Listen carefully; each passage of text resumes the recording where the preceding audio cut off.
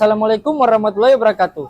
Halo Sobat Balance, perkenalkan nama saya Mariansa Rajaloa dengan NPM 022723111017 dari kelas 3E Akuntansi Fakultas Ekonomi dan Bisnis Universitas Hairun Ternate. Di sini saya akan membahas kekurangan dan kelebihan produk ekonomi syariah. Ini kelanjutan video part 2 dari ekonomi syariah. Langsung saja kita masuk ke pembahasan videonya. Oke baik, pada kesempatan kali ini kita akan membahas topik yang sangat penting dan relevan, yaitu kelebihan dan kekurangan produk syariah dalam era keuangan modern ini. Pemahaman tentang produk syariah menjadi semakin penting, baik bagi umat muslim maupun non-muslim. Mari kita mulai, apa itu produk syariah? Pertama-tama, mari kita pahami, apa itu produk syariah? Produk syariah adalah layanan keuangan yang beroperasi sesuai dengan prinsip-prinsip hukum Islam. Ini mencakup berbagai produk seperti perbankan syariah, asuransi syariah, investasi syariah, dan pembiayaan syariah. Prinsip dasar. Nah, sekarang kita masuk ke prinsip dasar.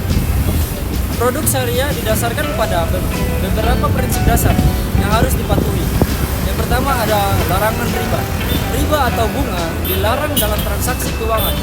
Sebagai gantinya, produk syariah menggunakan sistem bagi hasil. Yang kedua, ada larangan gharar. Gharar berarti ketidakpastian atau spekulasi. Dalam produk syariah, semua kontrak harus jelas dan transparan. Yang ketiga, ada larangan masyir. Masyir merujuk pada perjudian atau aktivitas yang bersifat spekulatif. Investasi dalam bisnis yang merugikan juga dihindari. Yang keempat, ada investasi dalam aktivitas halal. Semua investasi harus dilakukan dalam sektor-sektor yang halal dan bermanfaat bagi masyarakat. Oke, kita masuk yang pertama yaitu kelebihan produk syariah. Kelebihan yang pertama yaitu berbasis etika dan keadilan. Transaksi dilakukan secara adil, transparan, dan bebas dari unsur riba, bunga, gharar, ketidakpastian, serta masyir, perjudian. Yang kedua ada bersifat amanah. Nah, produk syariah dijalankan dengan konsep amanah dan tanggung jawab sehingga lebih terpercaya dalam pelaksanaannya. Yang ketiga, mengutamakan keuntungan bersama. Produk berbasis bagi hasil atau mudharabah musyarakah mengedepankan prinsip kerja sama yang saling menguntungkan. Yang keempat, memiliki prinsip sosial. Sebagian keuntungan sering dialokasikan untuk zakat, infak, atau sedekah, sehingga mendukung kesejahteraan sosial. Yang kelima, cocok untuk semua kalangan. Meski berlandaskan syariah Islam, produk ini dapat digunakan oleh siapa saja tanpa memandang agama. Yang keenam, ada relatif stabil. Karena menghindari spekulasi, produk syariah cenderung stabil, terutama pada sektor keuangan dan investasi. Oke baik, sekarang kita masuk ke kekurangan produk syariah. Yang pertama, ada kurangnya literasi dan pemahaman. Banyak masyarakat belum memahami produk syariah secara mendalam, sehingga minatnya masih terbatas. Yang kedua, ada biaya administrasi lebih tinggi. Karena membutuhkan pengawasan syariah atau Dewan Pengawas Syariah, biaya operasionalnya seringkali lebih besar. Yang ketiga, ada pilihan produk terbatas. Dibandingkan produk konvensional, produk syariah masih memiliki variasi yang lebih sedikit di beberapa sektor. Yang keempat, proses yang lebih rumit. Dalam beberapa kasus, transaksi memerlukan prosedur tambahan untuk memastikan kepatuhan terhadap syariah. Yang kelima, ada kurangnya infrastruktur dan SDM.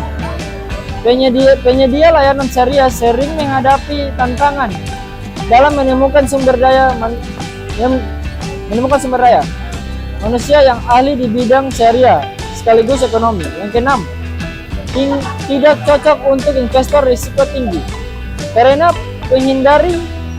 menghindari spekulasi dan risiko tinggi, produk syariah mungkin kurang menarik bagi investor yang menginginkan keuntungan besar dalam waktu singkat.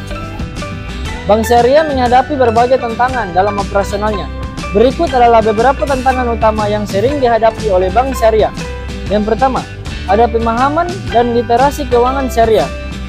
Nah, di sini kurangnya edukasi masyarakat. Banyak orang yang masih belum memahami perbedaan antara bank syariah dan bank konvensional. Di sini ada mispersepsi. Beberapa pihak menganggap produk syariah sama saja dengan produk konvensional, hanya berbeda istilah. Yang kedua, ada kompetisi dengan bank konvensional. Nah, di sini produk dan layanan bank syariah sering dianggap memiliki variasi produk yang lebih sedikit dibandingkan dengan bank konvensional. Efisiensi operasional. Bank syariah sering menghadapi tantangan dalam menciptakan produk yang kompetitif sekaligus tetap mematuhi prinsip syariah. Yang ketiga, regulasi dan kepatuhan syariah. Kepatuhan terhadap prinsip syariah memastikan semua produk dan operasional sesuai dengan fatwa Dewan Syariah Nasional (DSN). Regulasi kadang regulasi pemerintah belum sepenuhnya mendukung perkembangan bank syariah. Yang keempat, infrastruktur dan teknologi. Nah, di sini ada adopsi teknologi. Beberapa bank syariah masih tertinggal dalam hal adopsi teknologi terbaru seperti digital banking, biaya investasi. Perkembangan infrastruktur teknologi membutuhkan investasi yang besar. Yang kelima, pendanaan dan likuiditas. Sumber dana. Bank syariah sering menghadapi tantangan dalam memperoleh sumber dana jangka panjang yang sesuai prinsip syariah. Instrumen likuiditas. Keterbatasan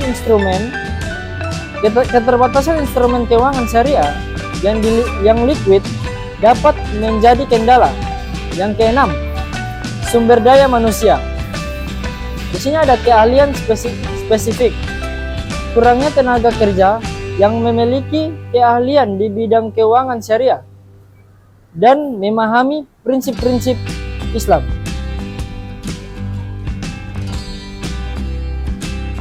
Pelatihan. Perlu adanya pelatihan berkelanjutan untuk meningkatkan kualitas sumber daya manusia. Yang ketujuh, kesadaran dan preferensi masyarakat. Persaingan harga. Beberapa masyarakat lebih memilih bank konvensional karena menganggap margin keuntungan atau biaya pada bank syariah lebih tinggi. Preferensi.